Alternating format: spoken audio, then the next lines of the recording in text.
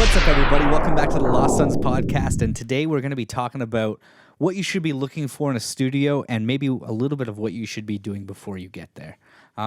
So let's talk about the ladder there, which is really the prep. Yeah, the prep. What you should be doing before you. Maybe not before you start looking for a studio, but after you're done writing the music, you decide you want to go record it at a proper place. What are those first few steps you think you should be doing on your own as far as like getting yourself ready?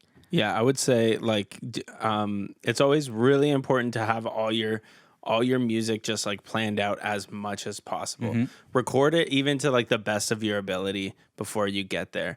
And just so you know what kind of sounds you're looking for, you know, you have your references, you have the sort of overall tone that the whole album has. Yeah. But like, big thing, just play to a click. It will make your life so much easier. Mm-hmm. And like knowing your parts, right? Yes. And it especially got easier when it came down to like just me. Then when I was doing all the guitar parts, I was like, oh, okay, like I didn't have them perfect because of just the way that we wrote. Yeah. Everything was like, we were just writing them together. But definitely have like all the guitar parts and have you and the other guitarists like sit down and meshing and together, understanding exactly what you guys are both doing before you get there, and not wasting time in the studio. Exactly. I mean, I know we've had that issue, and just every band has that issue where they get there and then they don't exactly, like you said, they might not have maybe an exact, they know what they're playing, but they don't know exactly which lead part they want to be doing here, or how much delay and reverb and effect and stuff like that. That a lot of the things they're still kind of working out. So doing that pre-production and getting it done beforehand is a huge helper. To, like you said, get an idea of what your sound is going to end up like when you're recording it. Yeah. I know for us, when we did 4, we did a lot of pre-pro for that. Yeah. And we had some pretty decent pre-pro where we had everything pretty much flushed out. We had the tracks done to the point where Maddie was able to send us a version of his own pre-pro of our tune. So that was kind of cool. So yeah, definitely having that flushed out as much as we can it was a huge helper for us and is super important for bands. And not only that, but to help you understand your music more and to help you figure out where your time signature changes are.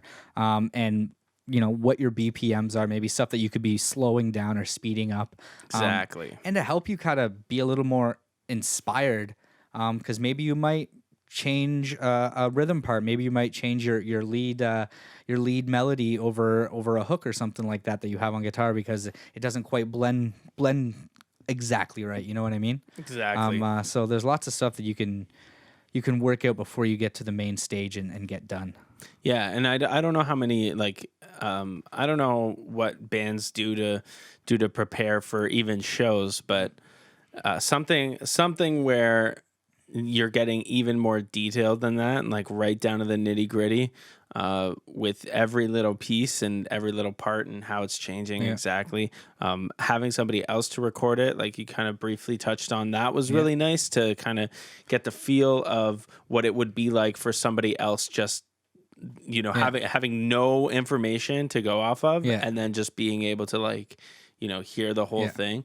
How you explain it to them and to help them understand and help you understand at the same time. Yeah. Very helpful, very key. And to get that outside influence too, for a different take on what's going on. Sometimes what works for us, they might be like, this is not going to work for, in the studio so much because of the way that it's written, maybe change certain things up. We've went into the studio with something that was literally double the speed of what it ended up being on the album because we thought like, oh, let's go super fast with this. And I think it would have been Donnie who advised us, like it was at Atlantis Studios. That was, he's like, oh, why don't we slow this part down? And that was it was a super fun part for us. Yeah. I can't remember which song it is though. Yeah, but that happened so much in that, and that's the thing too, where he was a really good just engineer for the fact that he didn't hold back, he didn't let you he really just wanted the best project to come out of everything. And it's super important to have somebody like that, especially. So that's a good transition into what do you look for in the studio. For me, and I bet you probably feel the same way, two of the best studios for me were actually recording with Kent at his house and recording with Donnie at his place. Yeah. For two of the same reasons, because we were very familiar with Kent. We were friends with him beforehand, so that was a very comfortable place to go and hang out, and we had kind of partied there and stuff like that too, so that was definitely a comfortable environment. And then the same thing with Donnie is we looked up to him, and he was a bro, and he was very accommodating and very open, and it was easy to get along with, so that was a very easy atmosphere to just work out of, right? And be creative and stuff like that. So that's something to look for in a studio. Not just, who it is, but where it might be for accessibility, right? Yeah. Yeah. Go ahead. Yeah, it's definitely important to like the kind of the stuff that's coming out of their studios as well. Yes. Right? And like we're big fans of both of the bands that they were in. Yeah. So that is, I think, that's a good key indicator of like if you're gonna like them or not. Yeah. In terms of style. But yeah, most important though is always how you're working with them. So if you're sending them DMs to kind of get a feel for if you're if you're gonna work with these people, just by feeling that and getting that gut feeling and making sure that the band is going to be able to work with the engineer. And I'm sure that works with all different types of artists. Like, even if the end product doesn't sound as professional or whatever, as long as it's professional enough and you had like a really awesome time working there, then who the fuck cares, man? Like, and I like outside of the box thinking, especially when it comes to like mixing and stuff. Cause there's a lot of mix by numbers, especially in the heavy genre. There's so much of like cookie cutter. Here's your template. Oh yeah, exactly. And then especially when you get into drum samples and that kind of thing, it's always like, oh, it's like it has to be this, has to be this, has to be this, and then at the end of the day, you're like, oh, okay, so like, what kind of stamp did I put? What of my own sound did I put? Really, just me playing.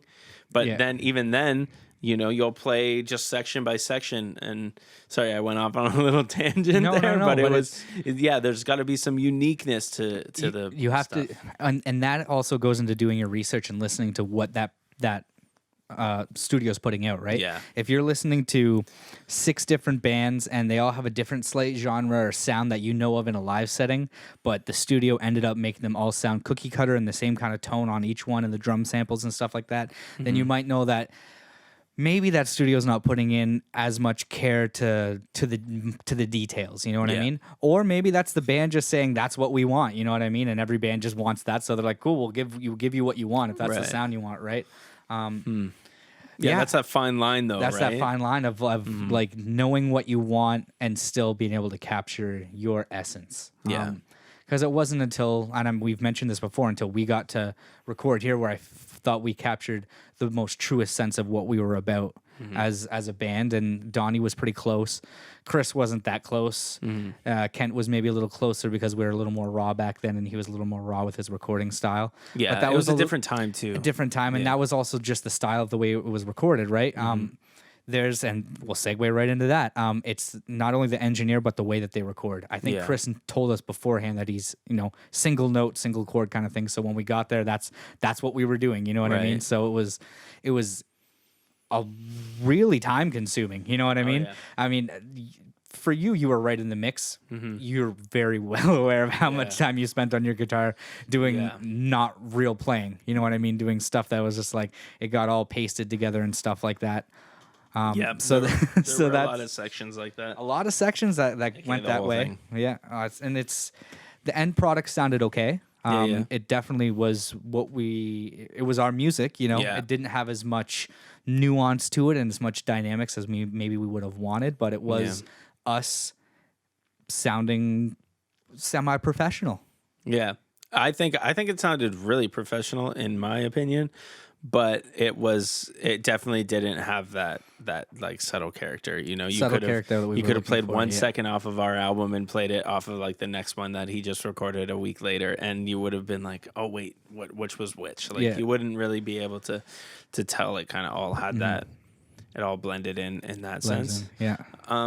But I don't know how much that has to do with like just recording in general lately, because everybody who's recording, it seems like to get to that level where it sounds professional, you almost have to make it sound like something that somebody's heard before.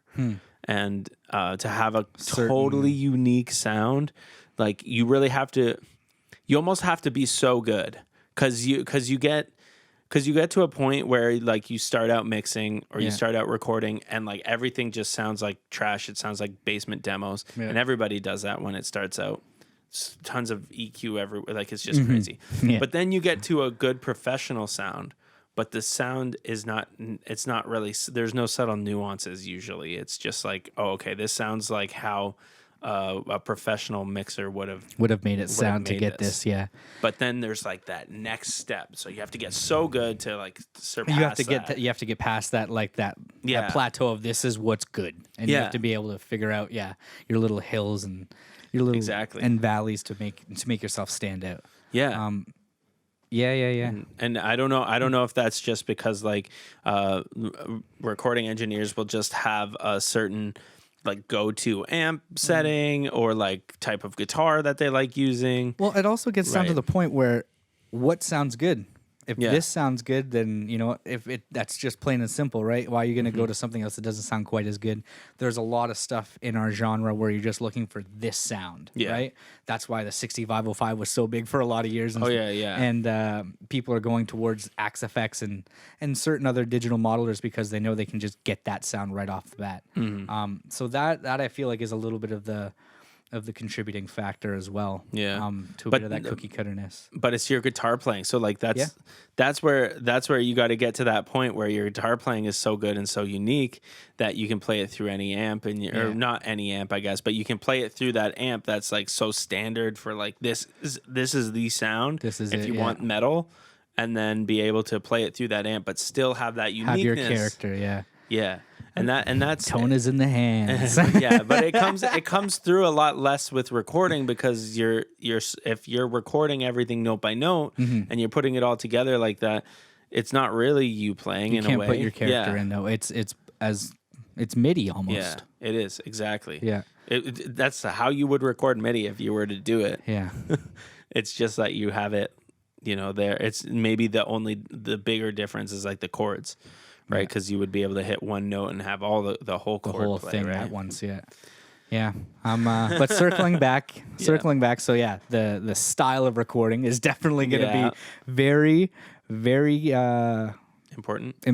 Very whatever it's going to be. It's going to be a very big influence on the end result of what you're doing. Yeah. So definitely research that a little bit and talk to the engineer beforehand of the style they record and figure out if that meshes well with you and if it's maybe talk to them about maybe trying something else different, Yeah. And just a point on that too is like I wouldn't stray too far, right? Like if they've only ever done hip hop or something, or if they're or if they are like a diverse. Sorry, when I say recording style, I meant for single note as versus parts versus stuff. Not so much style for music for the studio, but more of the actual way that they track the music. Right. Yeah. But that is probably something that you run into, and I would just try to get as close to the style you're going for and try to get like that right producer because man, that could be a headache all like in and of itself, right? Well, you get the idea of me going to a hip hop producer to record a metal album would be I'm going to assume there are no guitar heads. I'm going to assume there's no guitar cabs. I'm going to assume there's no, you know what I mean? So everything is going to be plugins. Everything is going to be done through some type of way like that. And at that point, do you trust that they have all the exact plugins you're looking for? Because if you're going down that side, you really have to have been diving down that side to get what you need out of the plugin stuff. Yeah, but see, that's the thing. I would just like completely stay away from it. You just wouldn't even go down once you know where your style's headed, like what your style is, you're just going to want to get that producer that will be able to get you at least in the ballpark. Because like I'm sure there's so many intro like first time musicians looking for their first studio and they're probably going to go to the wrong studio. Like I mean, what are you gonna do, right? You just You don't know Google beforehand. studio and you say you don't really know. You're like, Mm-hmm. you know, any chance that I had to record anything, even like before we did an album of any sort, Yeah. it was always like, who records? And I'm just gonna go with them. We were looking at there was that like Yeah. Blue Box Studios in town, BW something studio. We were looking at everything. Yeah. That was an option. Yeah, Yeah. because we just had no idea. No idea. And No. so nailing that down and getting like, even if they're a local band way ahead of you, but you're like, okay, this is my first thing, and Yeah. you're trying to kind of get around that same ballpark. You're trying to get the same shows as this band. Find out where they recorded and start there, and that really helps the engineers too, especially if you love the sound. Yeah. Do your research, figure out what's around town, and then exactly like you just said, ask every band that you know of in town where they recorded. Yeah. And most albums, right on the Bandcamp and stuff like that, will say recorded at X Studios, right at Jimmy Dean Studios. They'd be crazy not to put their stuff on it unless they don't love it, because that's like, but yeah, I don't know, man, and it's hard for a sound like an engineer to get a foot, especially when it comes to that kind of stuff where people are always maybe they're looking for other things, or there's just not enough bands. It must be like, it's so hard to start as a mixing engineer to get going. And you have that's to find why so many people do it for free, right? You just offer it up for free, just like you did for some of your videos and stuff. You gotta get your portfolio established and prove that you can do it before someone's gonna come pay you. Well, you gotta prove it to yourself sometimes too, right?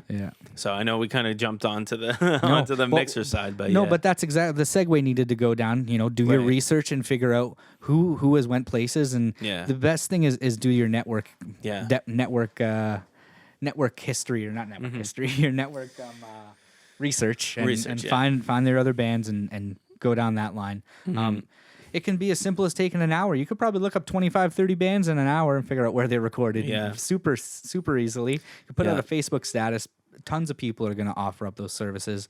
And not only that, but there's a ridiculous amount of Facebook groups out there now that are right to like Ontario Recording, All Buttons. There's guitar gear for sale pages and stuff like that, with tons of people who are in the scene who know where to send you, and or to let you know how to get your own home setup going and stuff like that. Yeah, and that as far as you can get recording yourself is helpful too. Just that pre-pro helps just slam that down. Oh man, but location I think is key too for a studio. Definitely. Especially for us. I mean, we drove out of town for 2 studios. We drove to Mississauga every day, and then when we stayed in Hamilton. Staying in Hamilton was the better idea, to just kind of be there and be in the heart of it all, kind of thing. It wasn't so bad driving to Mississauga for that hour drive, but then you got to get everybody together. You got to make that trip. You got to deal with traffic and stuff. So, being local is always helpful, and even being local is helpful to go in and do edits. Say a guitar part messes up, you need to go do an extra day of vocals. It's that much easier to pop in for an hour, to pop in for 2 hours and get it done. That's definitely what we felt for sure. And then location as well, like where is their studio? Is it in their house? Do their parents live with them? You know what I mean? Is it in a different building like Kent was for the second time we recorded with him at Unity, right? So that's a big factor too, with just comfortability in recording. Maybe guitar-wise, it's not such a big deal, but I know for me as a vocalist, screaming my balls off in somebody else's house when their family and stuff was upstairs, we did it. That's what had to get done, and that's why we were there. So the family understood what was going to happen and stuff like that. But it still wasn't exactly the most ideal thing to do, and doesn't create the most inviting or comforting setting all the time. I mean, with that being said, Kent's was the same idea where, Andy was upstairs, Steve was upstairs a lot of the times too, but we did a lot of recording during the day there, and those guys were all in the band and stuff. Yeah, so it was a band house. It was a band house. It's a little different. Yeah, totally different. So that's good. We have like a wide range of stuff. Yeah. Or you could scare their dog at my house. And then like the most comfortable, but also the worst because of the outcome. Yeah, you fucking poor Aspen. Yeah, his dog loves me now, but she hated me for a long time. Yeah, that was something I did not see coming. We didn't see that coming at all. Yeah, she's so badass, but when it comes to that, no.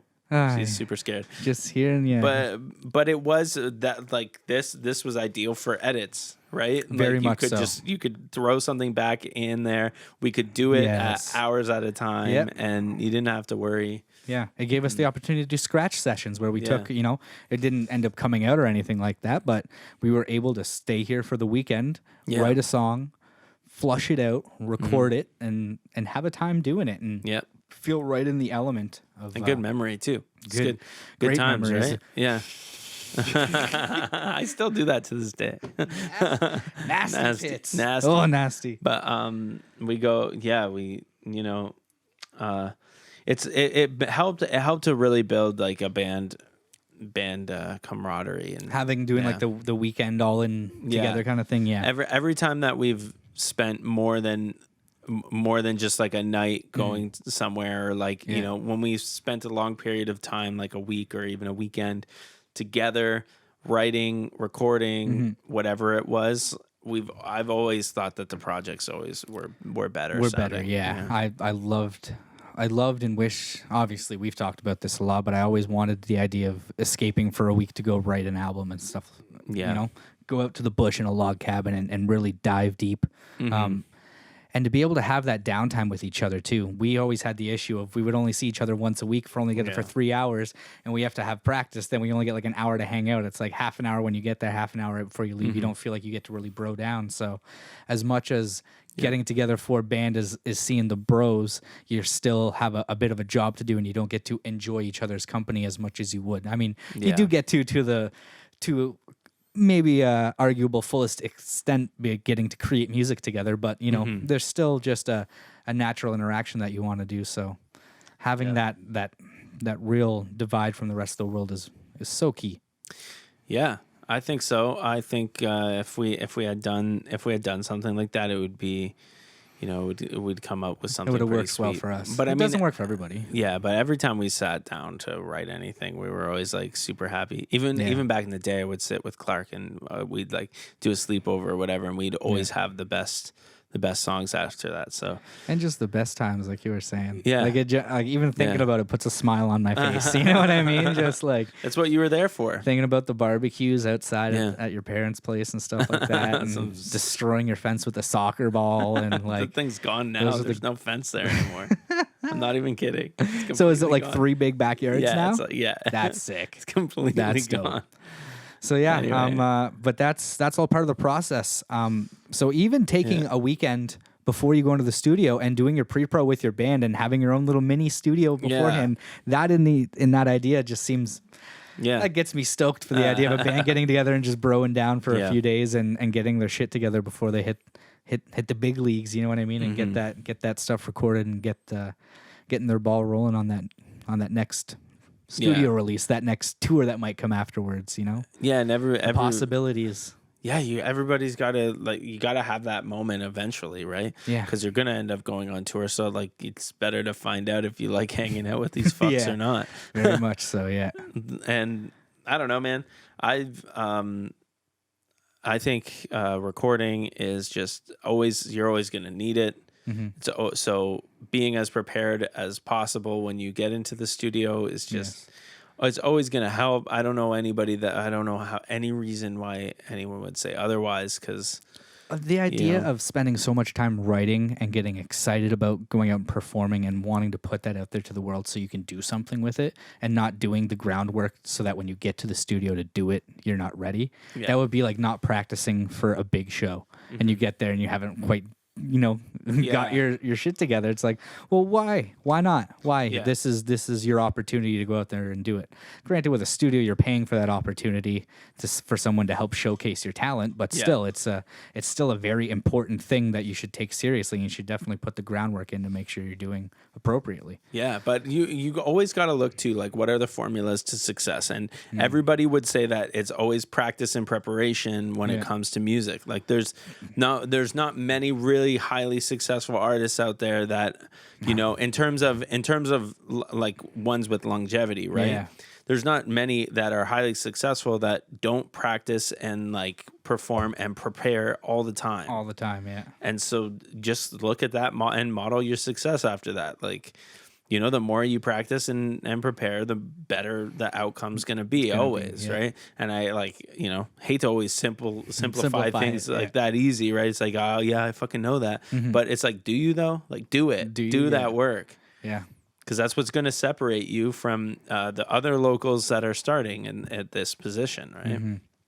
And so it's really important to just look at what the successful people are doing, and try to emulate that the best you can. Yeah.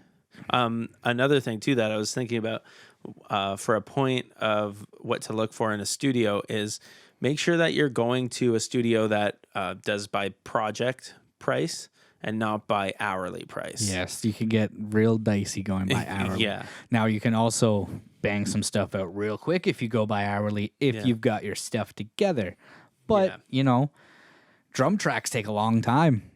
You to sit there and spend an hour getting all your drum sounds together after the hour you spent just setting up the kit and getting the room. So there's $40, $80, $100 burned right off the bat. So yeah, per project or per track or whatever it might be is definitely the way to go. Yeah, and that's what I would say. You know, not to say that we haven't tried to do this or something like that, but maybe don't be so much of a scumbag to the engineer and try and squeak 2 songs into one and say, you know, oh, this is just 1 9-minute song, and they're like, oh, mother, you know, this is a lot more work than your other 3-minute song, and you're like, well, it's still $250, right? Yeah. So, you know, don't be a dick about little things like that. Sometimes interludes are a big one. Interludes, we did squeeze an interlude with a tune and then ended up splitting it up down the line, I think. But but you can try to do some interludes. Maybe just ask them to mix it together and you just record it at home or something like that. Yeah, I know. If there's a way, there's a way to be cheap and still have it on the album and sound professional. Yeah, well, and then even say here we have 4 real songs and then we have 2 like 30-second interludes, and you might be like, all right, $50 for those interludes, kind of thing. So. Cut them together. Got them. Yeah, I think I don't know. I personally don't know any places that are doing like an hourly rate, but I would just say that that's a big red flag right off the bat. Well, I think the other because then there's some places that are doing hourly rates, I feel like aren't doing as much band projects. That may be a studio that's like, I have a vocalist that's coming in that needs to record a track today, and they're like, we'll charge her by the hour, and then it'll be, if it's a 2-hour job, it's a 2-hour job. It's a 4-hour. You know, you never know what you're getting into with certain artists. So it's just renting the studio time, renting the studio time with the engineer. Yeah. What was I gonna say? And then going down that road, like price wise, you know, like you said, is it per song? Is it per hour? In that same boat, know what you should be spending and what kind of value you're getting out of it. Oh yeah. We've looked at options that were $750 a track. We looked at options that were $400 a track. We looked at options that were $200 a track. Right. Everything had its different caliber of professionality, but also what would we have gained from it if we went for the $750 a track for a 5-song EP and spent, you know, $4,000 on it? Are we going to get this better feedback than if we had spent $1,000 or $2,000 on it, kind of thing? Is that $4,000 difference really going to be that significant in your earlier stages? Because there's tons of other money, tons of other stuff to spend money on.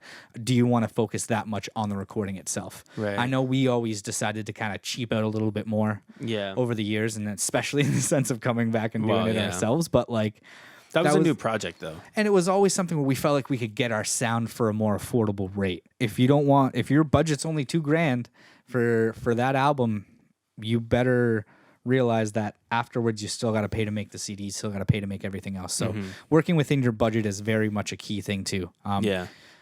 And your budget number isn't just what you're willing to spend on recordings alone. Yeah, you've got to look at the budget for being the entire release as a project. It's got to cover your recording, your at minimum CDs for it, and then your online push, whatever that might be, as something as simple as your little bit of artwork that is included with the album cover kind of thing that you're pushing, or other little things that you might have a developer come up and get you some good graphic designs. So there's a lot going to it. You have to incorporate it as a whole, and you also can't really. I had a band. Was it a band or was it a hip hop artist? It was someone that had came through when I was working at Sunrise, and they had a really high price point on their CD. Oh. And I asked them why it was so expensive. And they're like, well, trying to incorporate and cover studio costs. And I was like, you burn studio costs, man. Yeah. Like, you got to just... To a point, yeah. You can't price your CD of 10 songs at $25. Yeah. When everybody else around you who is maybe also a local artist is doing it at $10 or $6 or $13 or at $25 they're giving you an actual vinyl with a digital download of it. You know what I mean? And they're like, well, we want to make our money back from like studio. It's like, well, at some point you have to know the value of what you're putting out and not rip off the customer. If you can put out a CD that you can get in a store and your retail can be under $15, you're definitely going to have a better chance of getting that sale, especially if you have it close to that number that everybody else is. Or if you can get it to that $10 under mark, they're almost grab bag and go. Yeah. The amount of CDs that we sold of LL just because I had it priced at $6 was, it was no-brainer. It was an absolute no-brainer for most people, especially when the minimum price in the store was $6.99 for any other CD. So we're cheaper than a big label artist, or you know what I mean? You could pick up, we're cheaper than the Temptations Gold on, so. And I mean, you just gotta think too, right? Because if that doesn't, if you like scaled that model, it doesn't make sense, right? Because there's a lot of bands and artists out there who are recording for a price so much more that so like high, they have to put it at a certain price amount, point.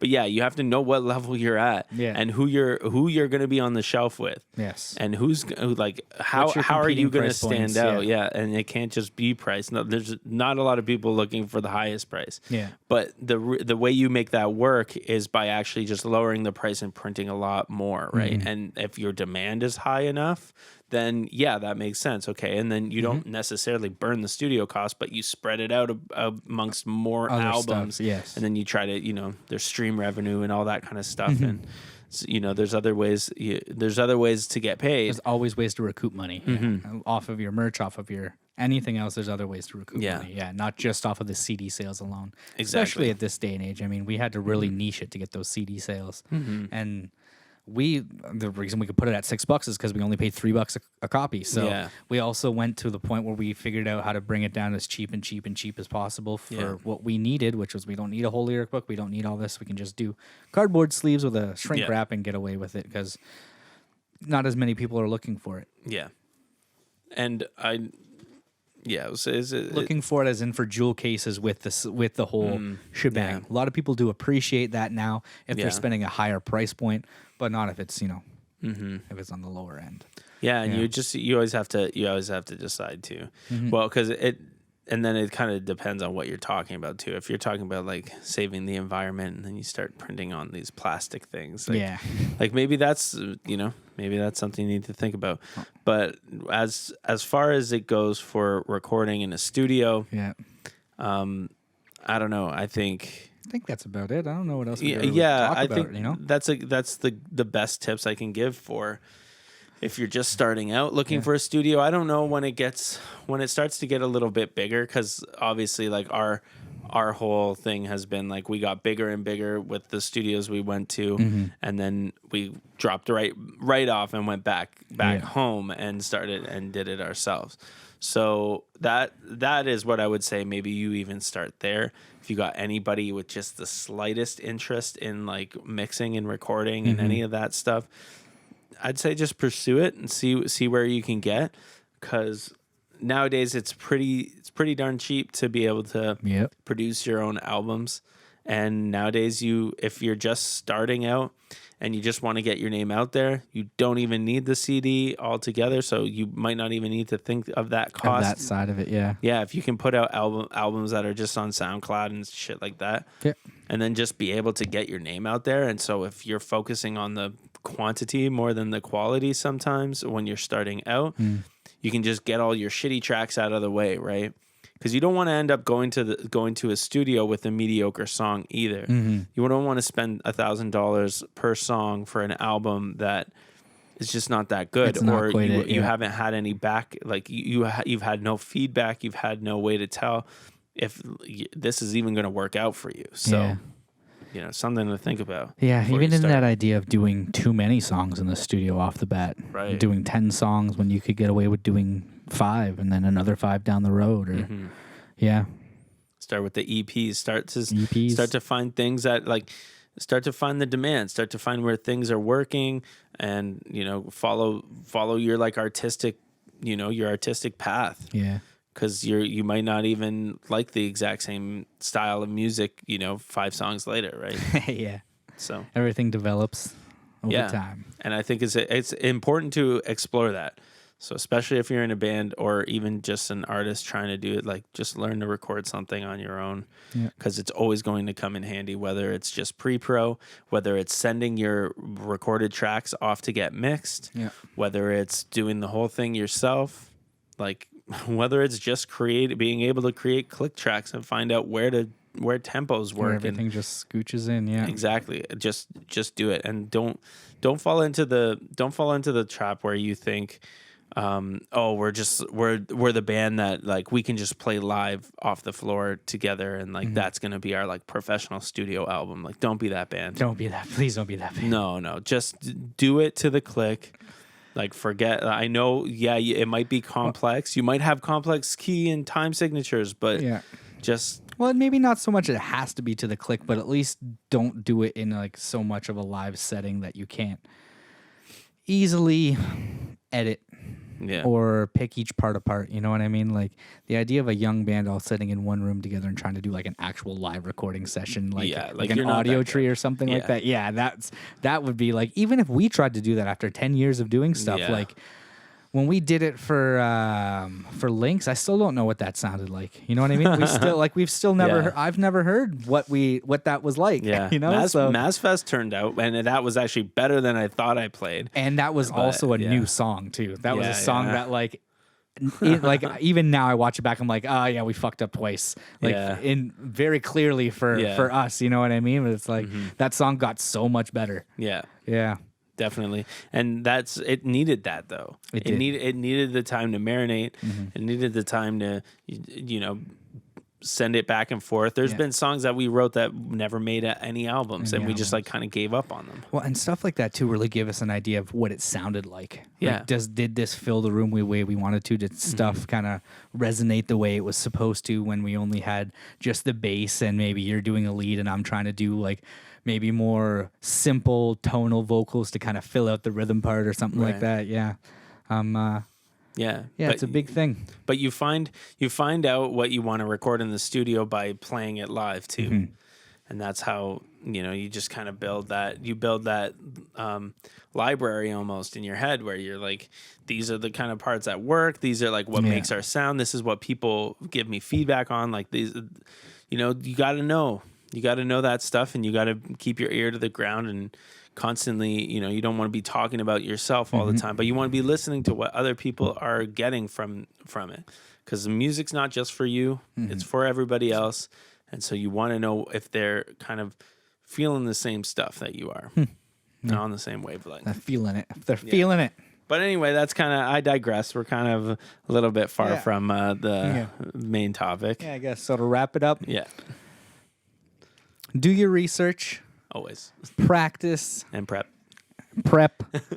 And turn down the suck. Always turn down the suck. Do all that so you can turn down the suck before you get to the places that you need to be. I want to hear no suck before the studio. Zero suck. If I was still recording in a studio, that's what I'd say. I want to hear no suck. Well, you can have a little bit of suck, because maybe you don't know you're sucking, you know what I mean? And then you get there and hey, bro, you suck. And you're like, ooh, my bad. Yeah. And then you work on it, and then you come back the next day and you've turned down the suck, hopefully. Yeah. So. But that's a good thing too. You find other people that like to mix, or they're just getting started in it, and you're just getting started in a band. Find people at that same level, and then just, who knows, you can probably grow up together and just create something good. That's definitely something that I'm trying to do with videos. And so I think you can probably find your engineer and then have them be able to branch out and help you, who knows, help you find shows by working with different artists in the same style. I wanted to say that earlier and I forgot. That's the other thing too, is if you're, like you said, help find shows, find this, find that. If you're a cool dude in the studio and you interact with your engineer well, and they enjoy being with you and they want to help you out, we got our stuff sent to a label Donnie sent our stuff to, you know what I mean? It was a smaller Canadian label, but he's like, hey, if you guys are cool with it, I'm going to send this through and give them a listen kind of thing. Mm-hmm. So you get the backing of a respected person in the scene if they've done their work and you're there. So opportunity. It's all about opportunity. That's it. Yeah. Network. Cool. Cool, dude. All right. Well, this has been the little pre-studio breakdown from Alex and I here at the Lost Sons podcast. Thank you for checking this out. And I don't know. We'll see you again next week with a little something else.